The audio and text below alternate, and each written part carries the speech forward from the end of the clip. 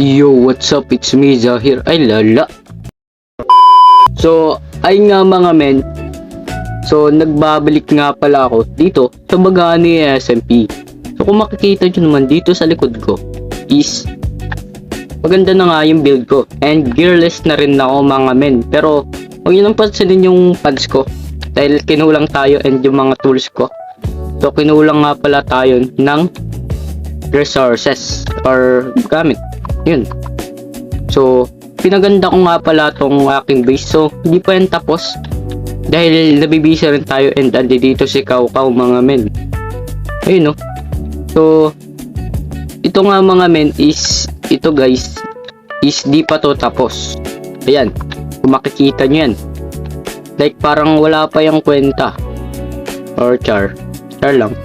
So, ayun nga pala mga men is kung bakit di rin ako nakapag-upload dahil na busy rin ako sa pagbablog and ayun, nagtatrabaho na rin.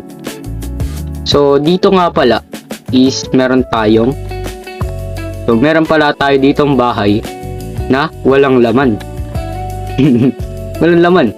Hindi ako marunong magano eh. Oh, tingnan mo, makalat pa mga men. Makalat pa yung loob. Tapos meron pang butas yung bubong. And yung balita nga pala dito sa kan namin, dito sa trading hall is meron na tayong, hindi ko alam yan, meron na tayong mending, protection tree, and meron pa tayong mga efficiency for pandito, kagaya ng para aspect.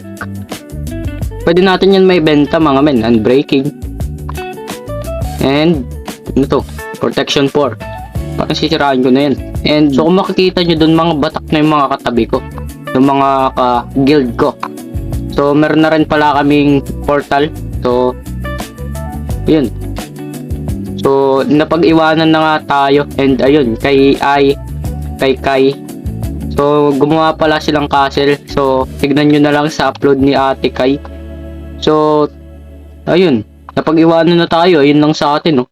Makikita nyo naman. Ang pangit.